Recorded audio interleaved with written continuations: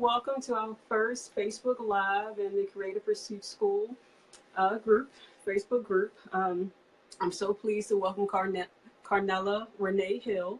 Carnella is a motivational and design strategist, CEO and principal designer of CR Hill Design Group LLC. So Miss Hill wears a lot of hats. Yes, I do.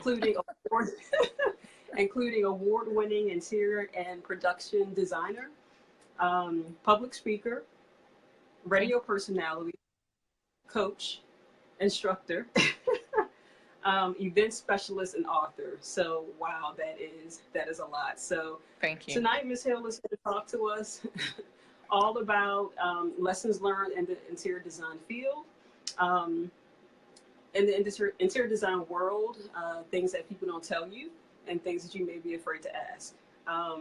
So the format for tonight's discussion is pretty informal. I'll just kind of start off with, my general question is how you got started. And then we'll just really kind of jump into your talking points. And folks, please, if you have questions during the presentation or during the talk, please chime in. And we can also have a brief Q&A at the end as well. So I know that we all like to juggle and wear a lot of different hats. So I'll ask you for the next hour or so just to kind of tune those things out. Yes. And just stay focused. And just stay focused here so you don't miss anything important. So let's go ahead and get started. So Carnella, tell us a little bit about you and how you got started in interior design. Sure. Thank you, Tasha. I'm excited about this. I've been in business now for 18 years. January made 18 years. And I actually just started doing coworkers' houses. I was in the corporate arena, growing the corporate ladder. Long story short, I'll make it quickly. In the corporate arena, like I said, just doing houses. Interior design was really popular then. Trading Spaces was out. I heard they're going to have a comeback. And it was that time I was like, okay, didn't know the gift was there. Mm-hmm. As I started, I was also in graduate school at UNC Chapel Hill working on my executive MBA.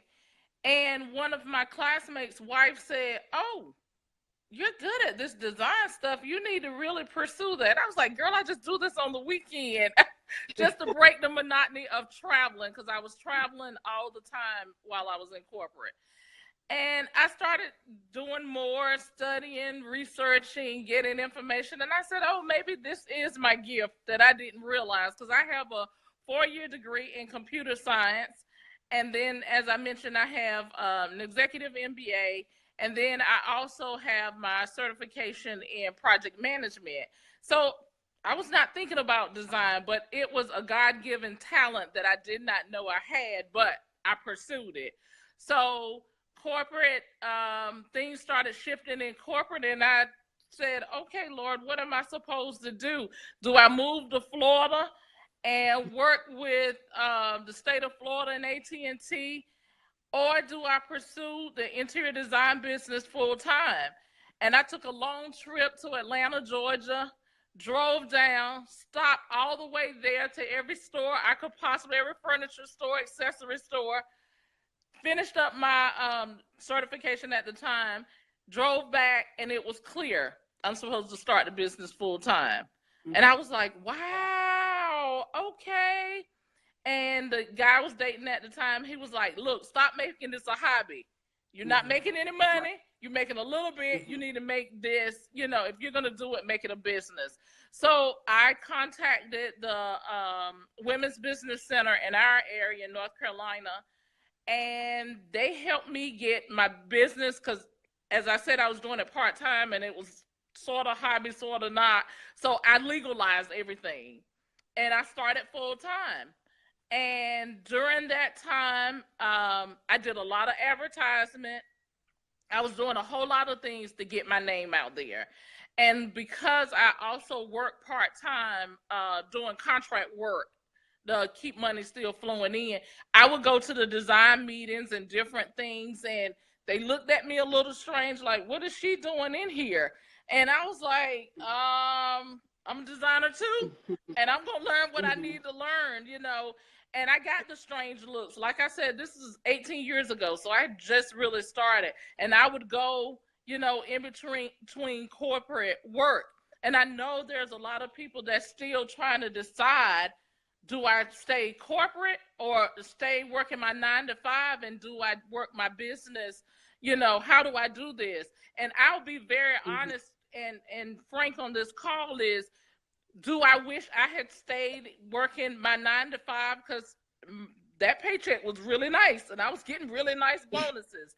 There are days when I say, what in the world did I step into? But I also know what I have a passion for and what my God-given talent is. And so at some point in time, you decide, I'm just going to step forward and I'm going to step out on faith. And I stepped out on faith. That was exactly how it is. And God constantly reminds me, you stepped out on faith and I told you I would take care of you. And so with that, I'll be honest, there are days when you're like, oh, wow, the checks are slow coming in. The bank account's not looking the way I need it to look, whether you're doing residential or commercial, or you got that one client that's really giving you a headache and you're stressing out. If you know that that is your passion, and if you are willing to work at it, you will not allow the bad days to get in your way. You'll still just push through it, and you'll learn to do things different. I've learned a lot. Some things other designers share with me, a lot of things I had to learn on my own. I went and sat in the library. I grabbed a book on interior design, and I read and I read and I wrote and I studied, and I invested in me. I'm all about investing in yourself. So I invested in me. I said, if they're not going to tell me, if they're going to treat me a little bit different, guess what? That's not going to stop this show. I'm going to continue to move forward. And I remember doing a show house, charity show house in the background. So whoever's listening, don't be afraid. Go out and just do it. They will talk about you, but you know what? They're going to always talk about you. And I went and I was doing the show house, and I'm big on metallics. I love metallics. I love messages. So I had metallics in the room, and I'll never forget, I heard them say, what in the world is this room supposed to look like? What in the world is she doing? And they just kept talking about me, but I kept moving forward. And when the room was finished, it was one of the most talked about in a positive way that time room in the house. And at the time, the other designers in the room were trying to fight for, or in the house was fighting for a particular client, and that client came to my room. So I just kept pursuing what I knew I was supposed to do. And over the 18 years, I've had some scary days. And I always joke, because I also teach interior design, and I always joke with my students. I said, you know, basically tell them, if it gets too hard, you can always shut down, but at least try it. At least give it a try. And I said, I just stay with it. I used to do about 80% residential, and the other was commercial and staging. And now my business is totally majority commercial, staging, and I do a small amount of residential. But it's totally changed. And in the commercial world, it's quite different. I like both. People ask me all the time, which one you like the best?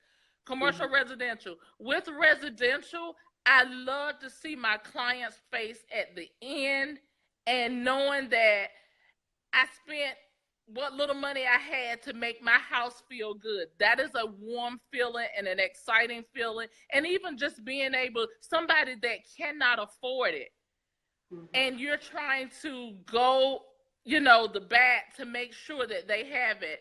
But I also realized at the beginning of interior design that for me, it's a ministry.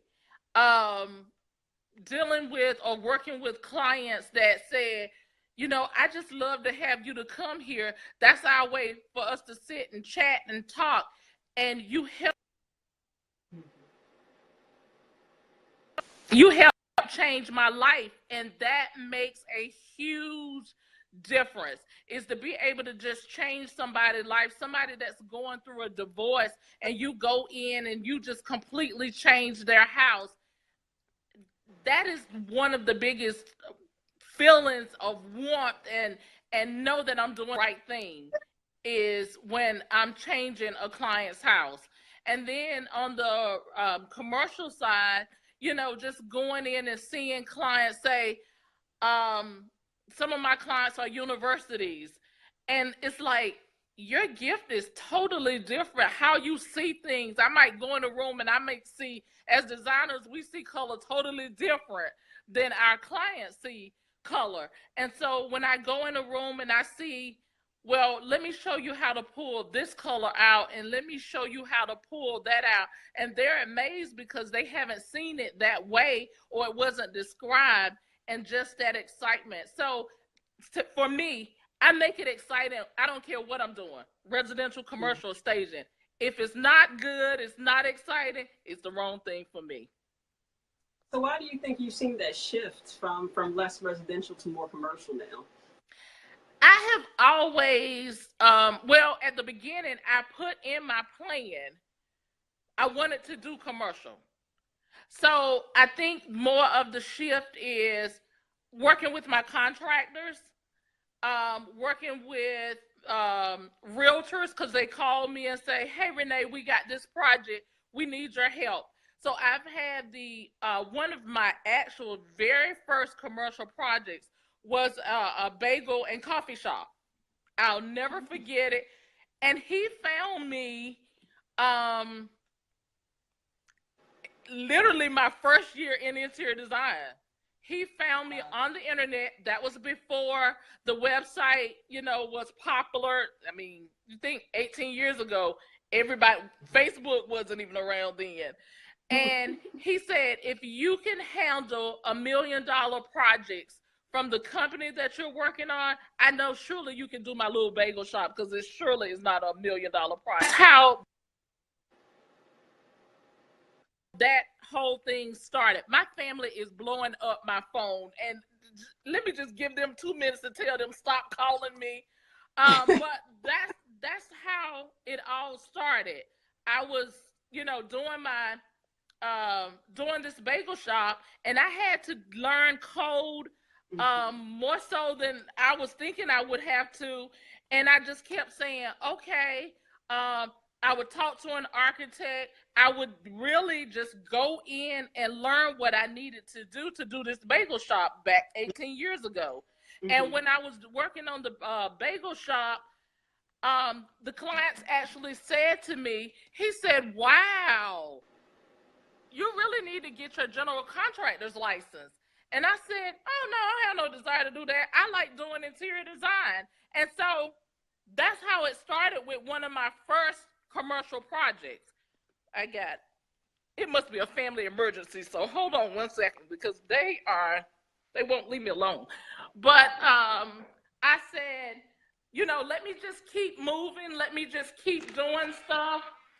And that was one of my first ones. Then I started doing churches. I started working on a lot of different commercial projects that really built my business in the commercial arena. And I continue to this day, just continue to grow that side of the business. And my residential clients have migrated from that whole, you know, some of them are now entrepreneurs.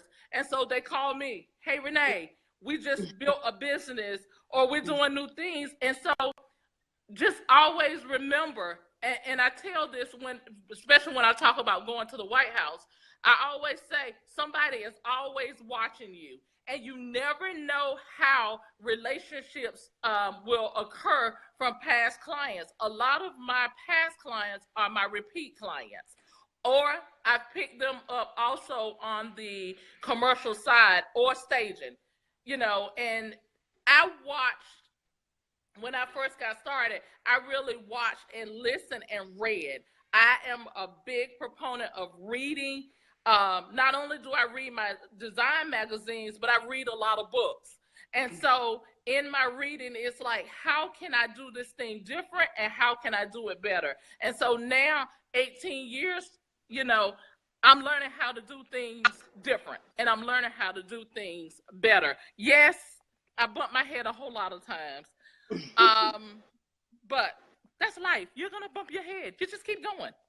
No, that's true. And I think that's very kind of inspirational for the rest of us to kind of hear, especially those of us that are just starting out. And also, you know, I'm also working a full-time job in another industry.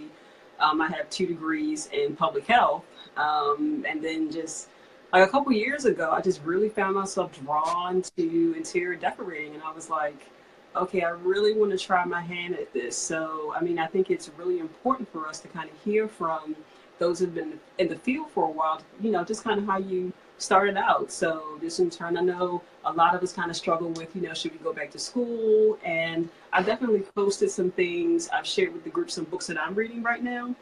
That's a small part of my big design library because I'm also going through and just make sure I continue to read, continue to do research, continue to keep up to date with what's going on in the field.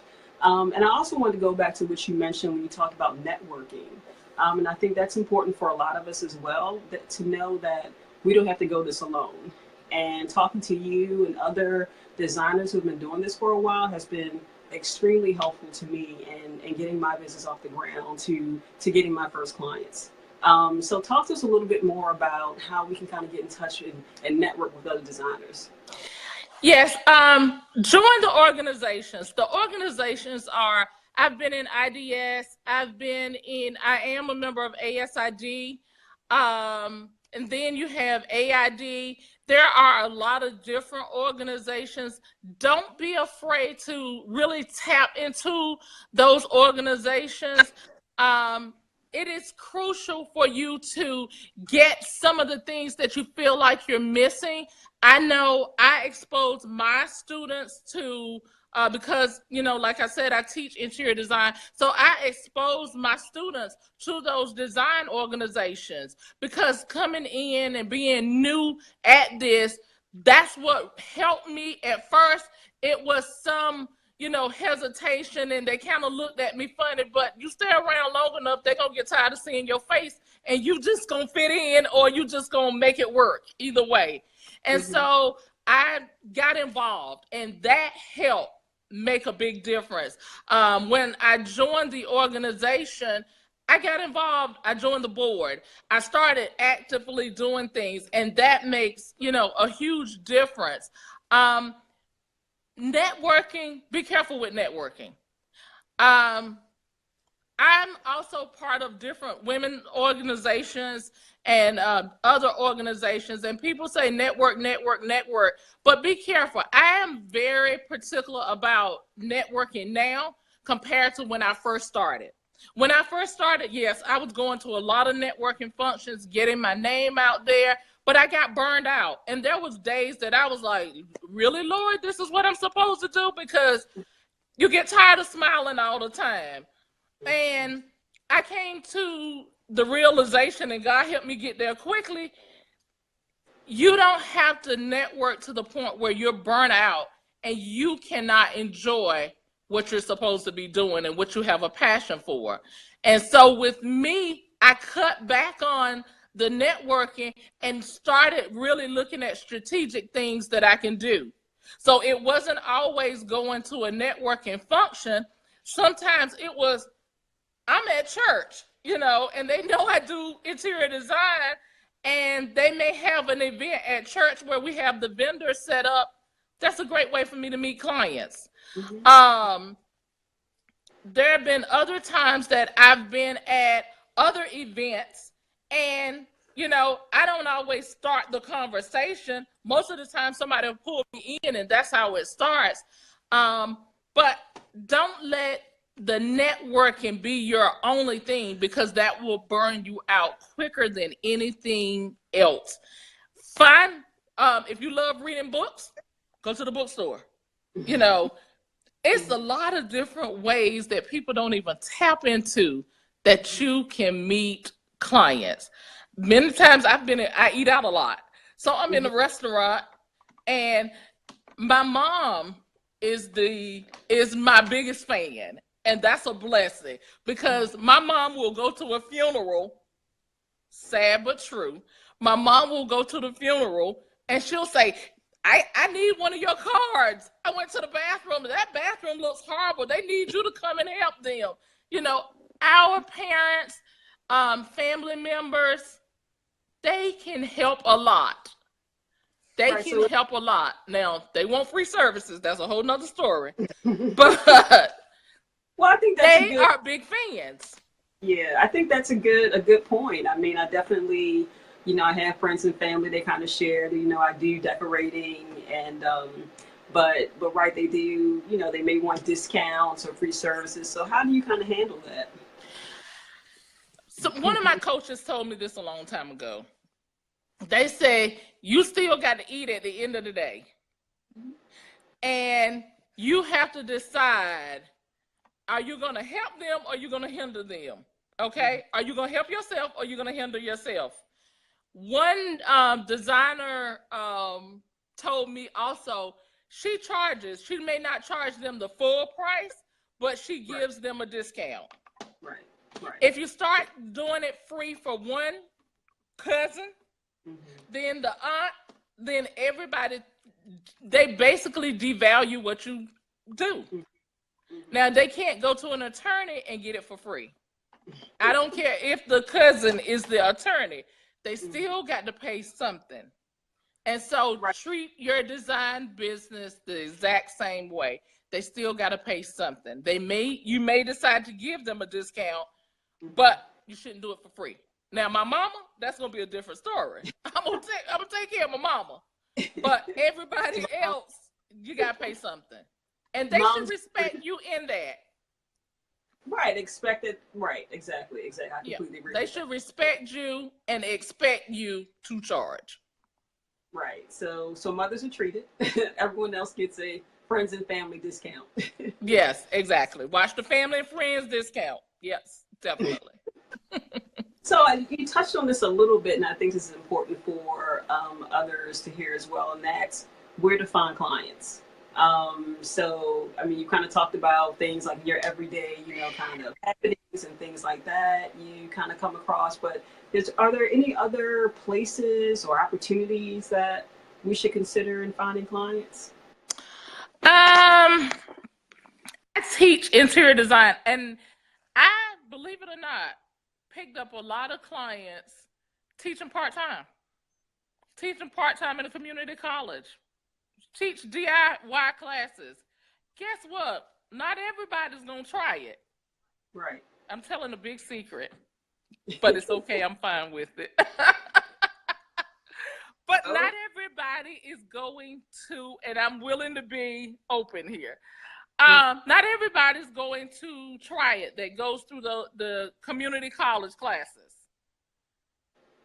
And I've taught, I retired from the community college, from both colleges in the past year or so. But I taught for years in the community college. And I know not every class would I pick up a client, but from time to time, I would pick up major, like I got a huge renovation project from, the beginning to the end, because that client, she took the class just for fun, DIY, and she painted the bathroom orange, and it did not work with anything else in her house. And she realized she needed an interior designer, and that's how we got started. Oh, wow. Okay. All right. So there's another secret there. That's a secret. It's no longer a secret now, but that's a good way to pick up clients. Okay. Yes. All right. What I tell my students this day is, if you spend time, even if you help somebody, charities, if you do different charity events and things like that, that helps others. Okay. And so Yeah, no, that's an excellent point. I think I've heard of other designers kind of starting out. Maybe they worked in like a Ronald McDonald House or something like that, helping Mm-hmm. to design or decorate some of the spaces there. And then that kind of led to other projects as well. Because, people who were philanthropists or, related to that certain foundation or charity, Right. they're probably doing pretty well. Mm-hmm. And come to that designer and say, hey, I saw what you did here. Can you come to my house and do some Exactly. work? So, When I started, I did a lot of charity houses, and that really made a difference. I didn't always get clients, but that feeling when I finished that charity house and it helped build my portfolio, that made a big difference. And then that also exposed me to other designers, mm-hmm. because typically if you're doing a charity house and designers involved, it's at least 10 to 15 other designers that you don't see in the organizations. And we formed relationships, and I can call some of them and have those, girl, I got this one client and I just need to talk to somebody in the field about it. And we've had those hard conversations. And I've even because I teach interior design and have the design business, I've had people to call me and say, can you coach me through this? Because I want to start. I get phone calls all the time about that. I want to start interior design and I'm not sure. And I want people to realize, especially those that are just starting out, your numbers are crucial. Your numbers are crucial. It's okay to make it pretty and make it look good, but look at your numbers. Look at your numbers often. That's And I think you come at it because you have a really good viewpoint because you kind of came from the corporate business side as well. So some of us out there who may not have had, formal business training. So I think it's kind of important for us to really hear that, okay, yes, it's the decorating side of it, it's the design side of it as well, but then there's also the business side of it. So you have to, make sure that you look at your numbers. So how often should we look at the numbers? Every quarter, and what numbers exactly are we looking at? Look at your P&L. Look at your P&L, because your P&L tells you a whole lot. And if you don't know how to read it, find somebody. Their score across, the United States, you can go find a score representative and score. Most of the members, I think actually all of the members of SCORE, and that's SCORE, they're retired veterans and they know business and they know how to help you with, if you haven't created one, but you can Google it on a business, but know your numbers. Talk to your bookkeeper, get a good bookkeeper, get a good accountant, and know your numbers. I know when I first started it, and it's no secret, when I first started, I was dealing with two things. I this is my 5th year into design. I was dealing with health issues and I was dealing with advertisement. I went heavy on advertising. I had serious health issues, female problems at the time, and I had to file for bankruptcy. Wow. It was the hardest thing in the world. But this was during the time also that the market was crashing. Mm-hmm. And when literally, I went to 3 different bankruptcy court attorneys. And I just didn't want to do it. I was fighting hard. I was screaming. And when I went, he said, do you know how many construction owners have been in this place because of the market? Mm-hmm. He said, you're not the only one. You're paying everybody else but yourself. And that made me start to really look at my numbers and keep looking at my numbers. And some days it's like, oh no, I can't work with this client right here. I need another client over here. Right. So you said P&L is your profits and losses, and you also and SCORE. SCORE, is that under the Small Business Administration? Yes. Okay. Well, they are not a part of the Small Business Administration, but they work closely with the SBA. Okay. SBA is more for your loans. But SCORE can help you look closely at your finances, or women's business centers, or any of the small business centers. Definitely, if you're not sure how to, to really look at your numbers and understand not just your P&L, get you a good software, QuickBooks or whatever ones. I'm not even gonna call the other names, but make sure it's not an Excel spreadsheet. Yeah, it needs to be more than an Excel spreadsheet. Of the Excel spreadsheets, and I have a blog post up on the Creative for School website actually that lists out different programs, and we have QuickBooks in there and a couple others as well. So, and we do, definitely big mention that spreadsheets are. I still use QuickBooks. That's just me. I like the old desktop version, but whatever works for you. I mean, I have a project management background, so I can just use Excel spreadsheet, for the project management piece. Whatever your finances can hold, that's what you do, but it should not be just an Excel spreadsheet.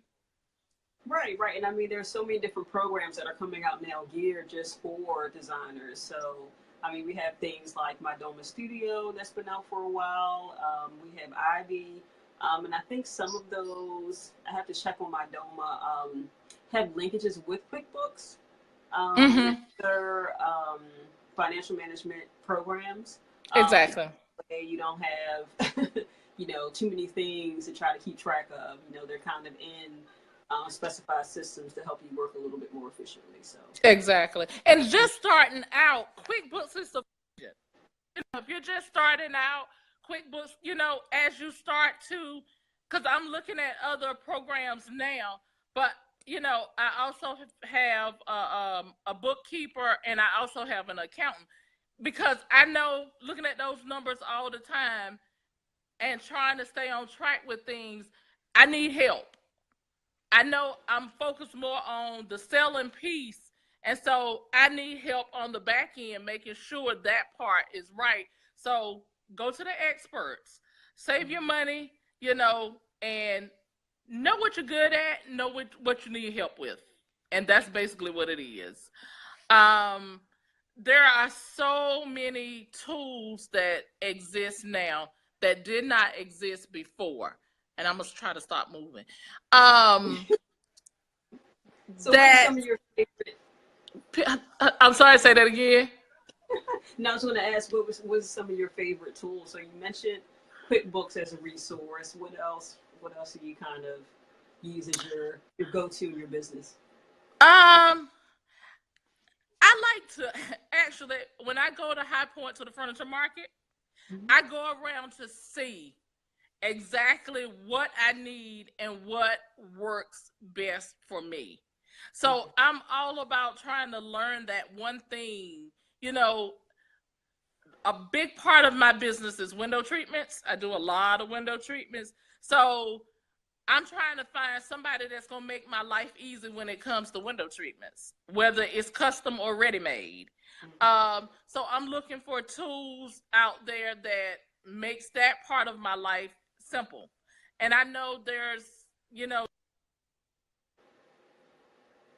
different tools out there, for the whole window treatment industry. But I also like to still hand pick my fabrics going to the fabric store. And people think I'm crazy. Like, you really seriously do that? I go to the fabric store, I hand pick my fabrics. That way, I mean, yes, we all hand pick our favorites, but I'm not big on ordering online and looking at fabrics. I'm still from the old school in that point. I just go, I want to touch it, I want to feel it, and I'm good. That's how I do it. No, that makes sense. Or you'll have so right now I have a whole cabinet full of fabric books. So, and it's like kind of taken over. Yes. And that's what was happening. I was getting all these fabric books and paying, some of these places you paying $160 for a set of fabric books. I did that one time. But I learned the lesson. why am I doing that when I still go to the fabric stores? Right. You know, I have my basics that, you know, I can pick up. But when I go to the workroom, I have these little swatches, you know, where I've been to the fabric store and that's what I'm looking at. You have to do what is comfortable for you. And that's crucial. Figure out what's comfortable for you. The other thing I want to mention is don't be afraid to get help. Don't be afraid to get help. If you need an intern, get an intern. If you need to, your best intern is going to be a paid intern, though. That's what I want to tell you. Okay? Because you do have to be careful with having non-disclosures. A lot of times people run and get interns, and I always joke about this. Be careful with getting Uncle Bob to be your handyman. Even in the design industry, I joke about this all the time, but I'm also very serious. Especially starting out, because you're trying to cut costs and save money. But if Uncle Bob is not licensed, Uncle Bob is not your handyman. Because you don't want to have to worry about that. Right. Spend a little extra and get you a professional to come in, especially if you're doing, I mean, the hanger ceiling fan, you probably get away with Uncle Bob. But if Uncle Bob is not licensed and he comes in and fall, that's a whole nother scenario. Right. And that's important to have your insurance, your business insurance as well in place. Right. Business insurance is crucial. And you get a lot of headaches from, I had a professional installer and he went to move something and something fell down. And he said, don't worry about it. I got it. I can cover that on my insurance. Okay. Yep. That kind of leads us into another good discussion point, and that's in terms of building your team.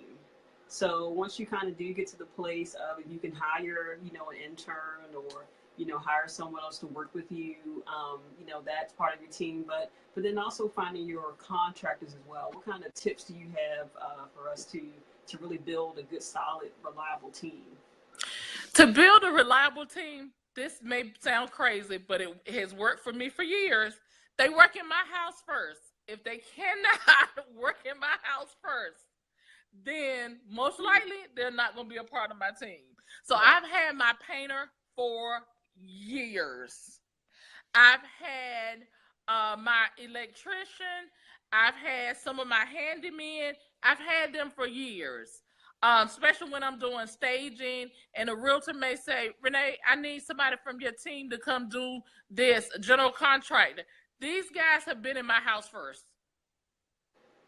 And if they can pass my test, they can pass my client's test. That has been my rule of thumb. The second thing is also being a part of a design organization. They share resources. That's why it's crucial that you're a part of a design organization, because they share resources.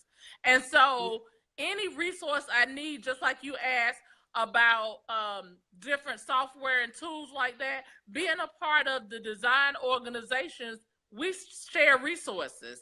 I know when I was part of IDS, we were big on that. And AIG, we shared resources. And so I didn't have to always pre-qualify a contractor. I can call somebody else in a group or email us to the whole group and say, anybody got a great installer? One of my workrooms recently the lady passed away. And I have a backup. Not a backup, but I always had 2 resource rooms. And so work rooms. But now it's like, okay, if my main person gets, you know, something was to happen, you got to always have a backup. And I don't want to wait to the last minute, you know, to make sure that I have a backup. So it's always have, people say a plan A and a plan B. No, it's always good to have a second person. That plan A and plan B thing will get you in trouble sometimes. So. Okay, no, that's an excellent point. So it's really, again, getting to that point of, you know, even going beyond networking and developing relationships with other designers and decorators, and that way you can help each other out in terms of if you have questions, as well as if you need resources, need contractors, things like that. Yes. One thing I also want to kind of go into a little bit here is a client interaction piece. So I know we talked a little bit about different ways of getting clients, but once you get that client, kind of walk us through your intake process and how do you know, or how do you kind of gauge if that's the person that's going to be right for you? Yes, that's a good question. Really good question, because starting out, I thought everybody was my client, and I quickly learned no. Mm-hmm. If they start to nickel and dime you at the beginning, most likely they're not your client. Follow the signs. We get them early. We don't always follow them. And I learned a lot of that the hard way. When I saw certain things that, they start asking, well, who's your resource for this and who's your resource for that? Guess what? They're probably gonna shop you to death. Right. Right. And constantly asking for discounts and things that may not be your client. Is it an educational process to kind of let them know that, hey, this is how this works, or I'm working on your behalf, I have your benefit, your best, kind of benefit in mind, in terms of how I can help you. So it's an educational process, and then just kind of teaching people like how much design costs. Because some people, they don't know. I can say something like, oh, a side cabinet could easily be $5,000 or more, much more. And I think people, when they say they have a budget of like $5,000 or $7,000, they don't really, and they want a certain look, but they just don't know. It is an education process, and something else I had to learn to do was I put together, I had a package when I first started, but then you have to fine tune that package and keep fine tuning that package. But don't get comfortable with clients that you know. When it's people that you know, sometimes we get very comfortable and we get relaxed in what we do. Mm-hmm. Those sometimes can be the biggest headaches. Okay. Mm-hmm. So don't get relaxed. If you send out, this is how I operate. And I remember IDS used to, when at the beginning, they used to have a sheet, something called "What is a designer?" or "How does a designer charge?" or "What to expect from a designer."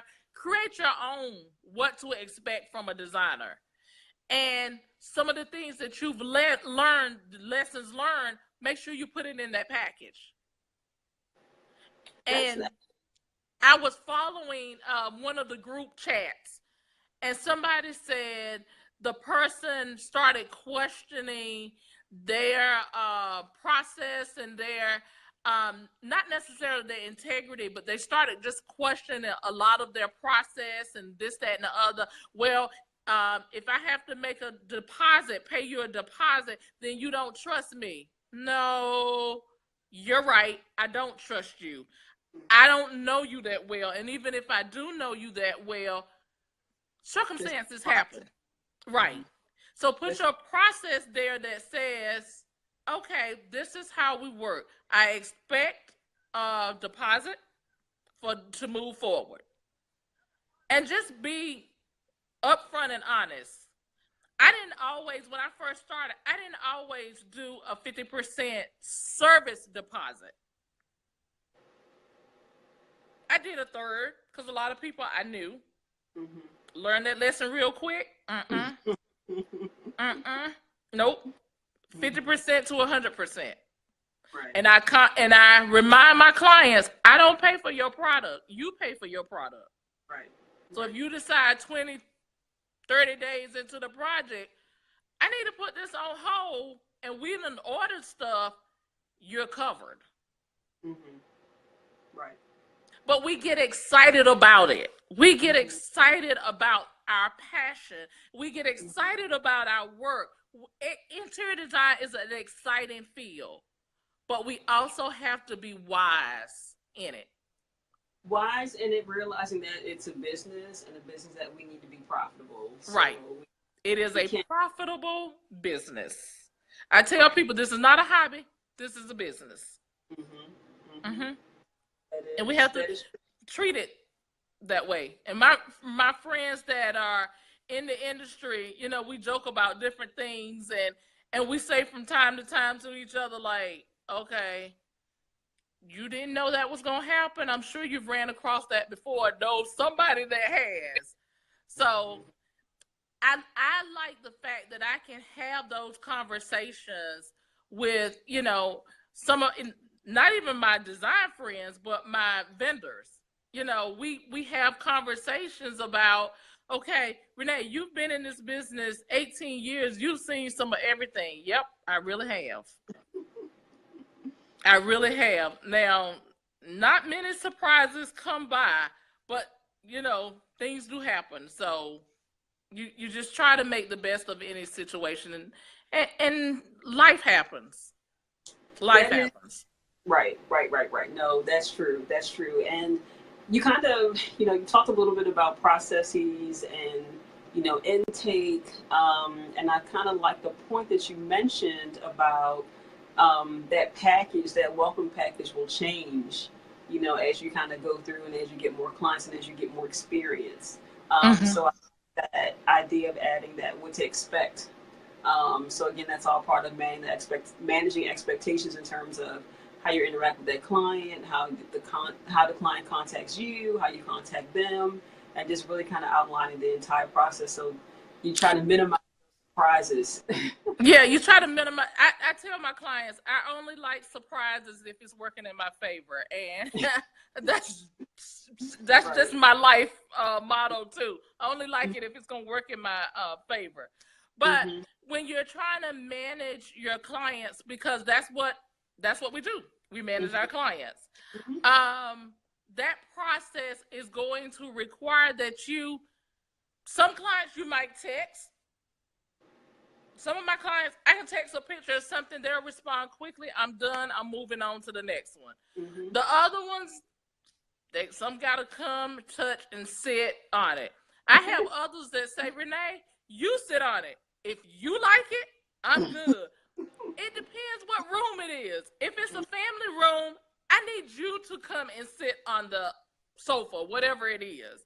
But if it's a living room, I know you're not going to sit on it. Okay, Renee, we trust your judgment. So know up front, at the beginning of that client process, know what type of client you have. Know if there is a touchy-feely client, then guess what? You're going to have to do it totally different. If it is a client that says, Renee, do what you do. I'm out of your way. Tell me how much I owe. Okay. One of my toughest lessons came with working with a couple. I started out working with just her. Then he would always have comments in the background. And so we spent almost 2 months searching for a sectional. Because every time me and her would get it together, he would want to change something else. Wow. And that kept happening from the legs to the leather to the cushions. It was always something. Right. And that taught me a valuable lesson. And some people say now, I don't do it without both of them being present. But if he is in one state and she's in the other state, you're going to turn down the client because of that? No, you just figure out a way to be smarter about it. And there was times where if I'm looking for a sectional with a client like that, I would wait until he was in town for the weekend. So I would do everything else that I possibly could and strategically plan it so that it was when he was in town, because otherwise I was wasting time. And we don't always get paid for our time. Mm-hmm. Mm-hmm.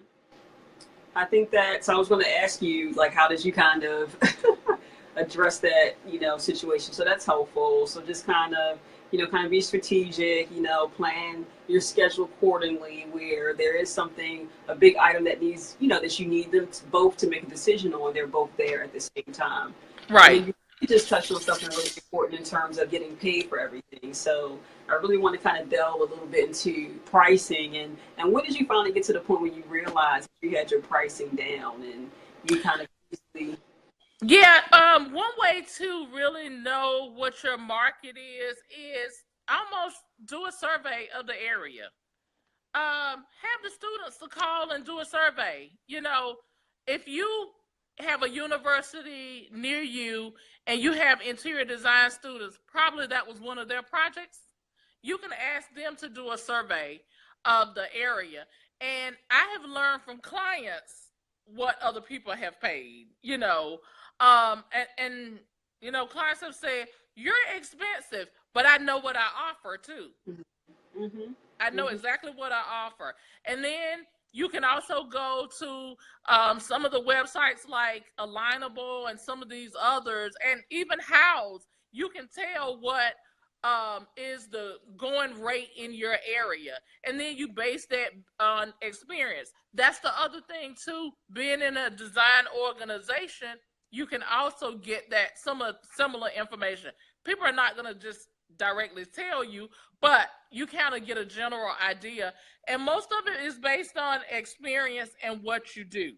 Mm-hmm. Mm-hmm. If you do a variety, my clients know me as a go-to person. Mm-hmm. Not just the interior design, but they call me for some of everything. One of my clients, football player, called me and said, Renee, I need a caterer. And we know you know everybody. Okay, they know I'm resourceful. Guess what I did for Thanksgiving? I called a caterer. Hey, I got a client. They want to have a lobster dinner instead of traditional dinner. Guess what? That client's going to call me back for something else, because when he gets tired of what his house looks like, he'll call back and say, okay, Renee, it's time to do something different. So my clients know me as being resourceful. Mm-hmm. So when I give them my price, they may scream and holler for a minute or two, but they know they can count on me because I'm resourceful. Right. And that particular client, I did 2 houses in maybe 4 months with them. Wow. Yeah. Okay. All right. Good. Exactly. So you have to think about it. There's a trade-off sometimes for that extra touch that you add to your clientele. Right. But then, like you said, you're getting paid for it as well. So Exactly. Okay. All right. So before we wrap up here, I guess I want to ask if you could describe your best client experience. I've had so many. Probably one of my best client experiences was we both was crying. We Had a heart-to-heart. were crying at the end. I don't even know if it was the end.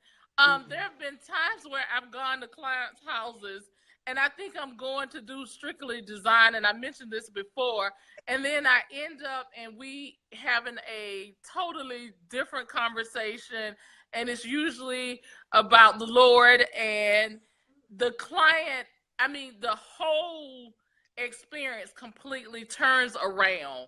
And we get done what we need to do, and then we celebrate on the other end. And I've had many of client situations like that, and that has typically been my best client experiences from a residential. But I've also had that too happen on my commercial side. And then, of course, the opportunity I had to go to the White House, that was phenomenal. Just absolutely phenomenal. And then just, being able to do, I had an opportunity to do the set for a movie, There's My Angel, and that was phenomenal, just to be able to do something totally different and be able to manage that whole process. So I've had a lot of great experiences, and yes, I've had my moments where it's like, okay, am I ready to put my design hat? And it's recently someone asked me, do you really want to stay in interior design? Why you ask me that question? And they said, we just want to know, because as you 18 years and you move on to do different things and your business grows in another level, you're going to have to deal with other obstacles and different things. Is that what you're willing to do?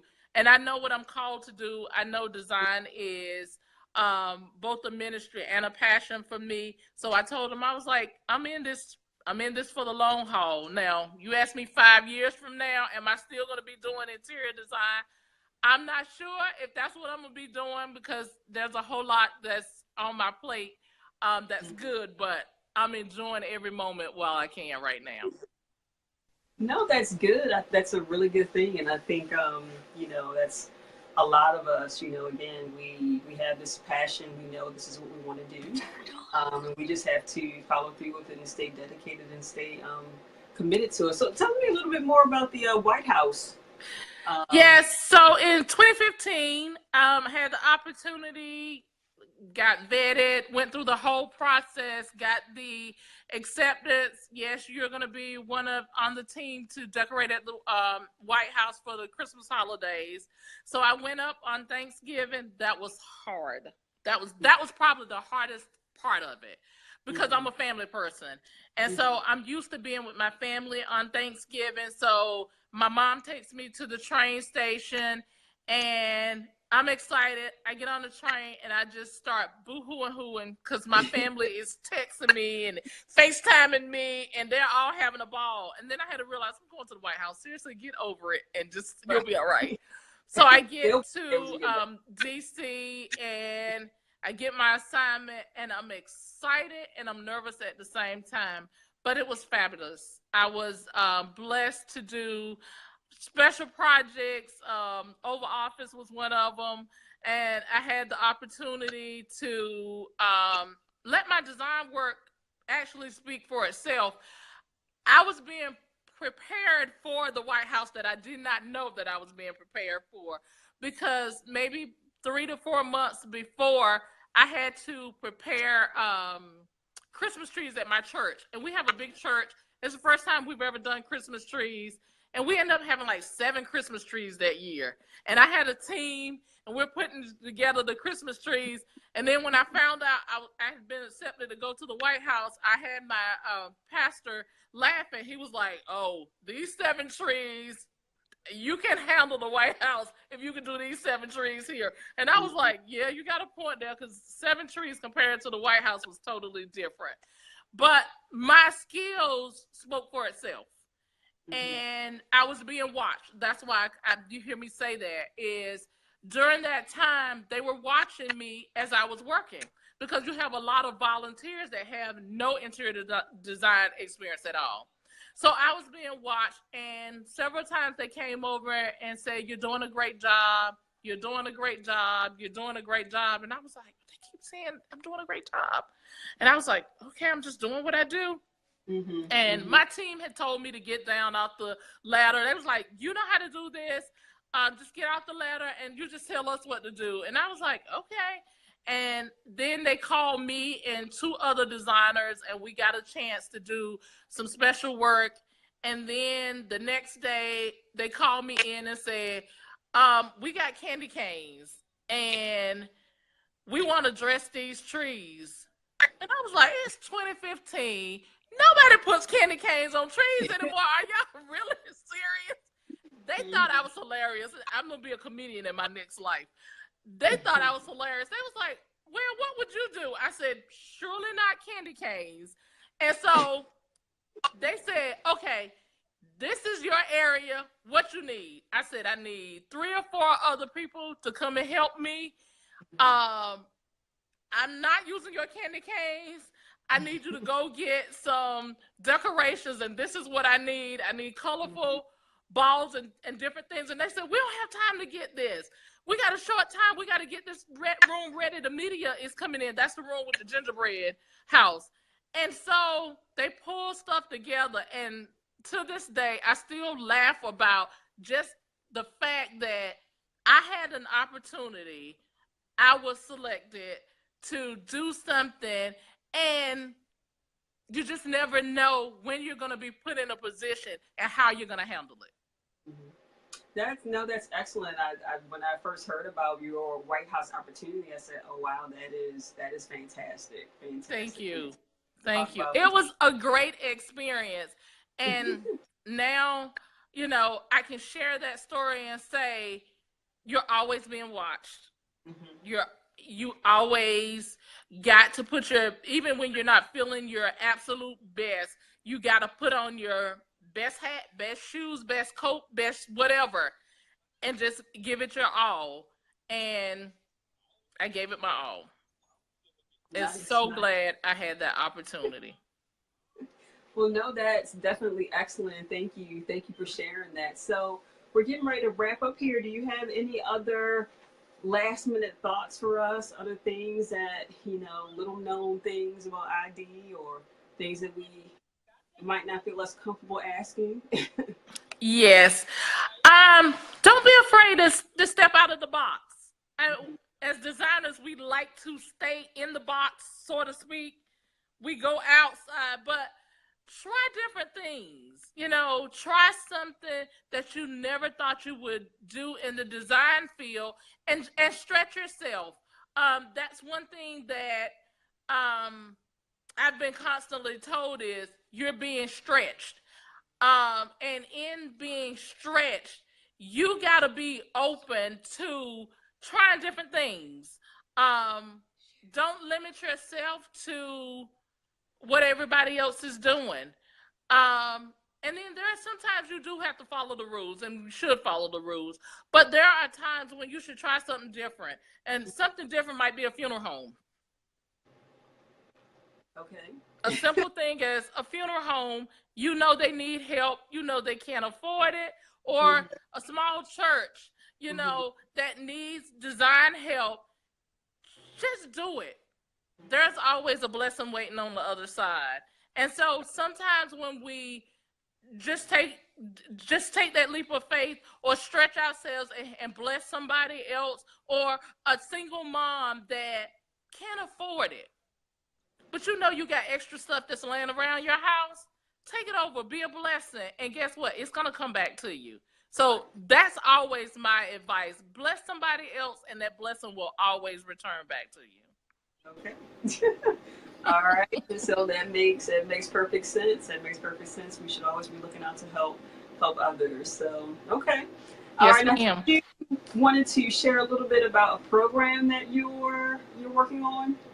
Yeah, so I actually have a book that's coming out, and soon. It deals with fear and being afraid. So, not ready to release the title yet. It's in the ghostwriter's hands. I'm like, okay, I need you to hurry up, finish this up. But it talks a lot about my experience in not just the interior design field, dealing with relationships, but just dealing with life in itself, and a lot of the 18 years of being in design, and just stepping out on faith and just doing a whole lot of different things. I also have a radio show. It's called Not Your Typical Interior Design Show. And so that airs every Monday night at 10 o'clock. I was at the 10 o'clock Eastern Standard Time. I was at 12 o'clock in the morning, but now I'm at 10 o'clock Eastern Standard Time. I also have interior design classes and just a whole lot of different things. But I'm just grateful. I'm just absolutely grateful that I've just, found out computer science was not my world. And interior design is my world. And just motivating and encouraging designers to just hang in there. There are going to be days when you really just may feel like closing up shop and giving up. And you'll know when that time comes when you just cannot do this anymore and it's time to do something different, and then you'll also know it just may be a moment that you had that you said, I don't know how I'm going to pay this next bill because I'm waiting for clients to pay me. Just because you have those moments, you're going to have those moments. That's life. That doesn't mean you give up. You call somebody and you get encouraged and you just keep pushing. And we have to encourage each other to just keep going, just keep moving. And the sun is gonna come out again, and you're gonna be on cloud 9. And you might be dealing with whatever right now, but just know the sun is gonna come out, and just move it. I'm all about moving the needle and moving forward. Okay. All right. Well, thank you so much for speaking with us tonight. Thank you. And we'll leave links to everything in the post, so people can find out about the radio show and some. Sure. So my website is crhilldesigngroup.com. I'm also on Every.Black, and it's under my name, Carnella. You can just email me. I'm real easy to deal with. I'm straightforward. I'm a straightforward person. crhilldesigngroup@gmail.com. Make sure because I get tons of email. So make sure you put in the header or somewhere that it was from your group, Tasha. That's how you connected with me. But I'm all about, being a blessing to somebody else. And I joke with Tasha about this is take time for you. If I don't say anything else, you don't get anything else from me. Take time for you. Learn the balance. 18 years, my first 6 years, I burned myself out quickly, and I've thought about many a times closing shop, but I know that this is what I'm supposed to do. And so I just have to be wise in when I'm tired, I rest. I rest before I'm forced to rest.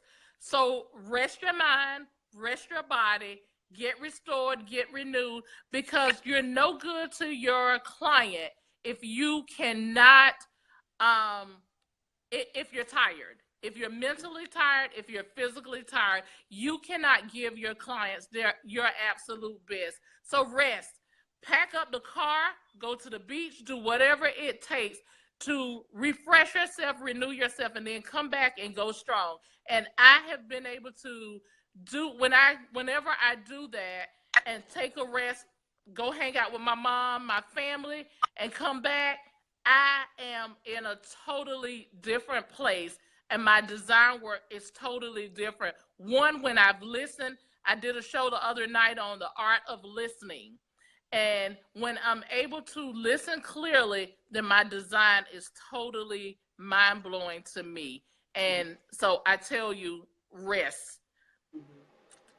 And learn to have realistic expectations, not only for yourself, but when you're sharing it with clients. And that's one of the things that I've had to really do better at. Can't do 100 clients in a weekend. This is not the TV show world. So let's be realistic with yourself. Be realistic. Yes, ma'am. So, yeah, you can reach me. My cell phone is 919-212-3326. That's my business line. And CR Hill Design Group at gmail.com, or my website, crhilldesigngroup.com. I'm all over Facebook and Twitter and Instagram, so I'm there. And I thank you. This was wonderful. Thank you. All right, Carnella, appreciate it. Thank you for sharing your design story with us. We appreciate it. You're welcome. You get you some rest, too. And thank you. Thank you. Will do. Keep doing what you're doing. You're doing a great job. Thank you. Thank you. You're welcome. Have a blessed night. All right, you too. Thanks. Okay, bye-bye.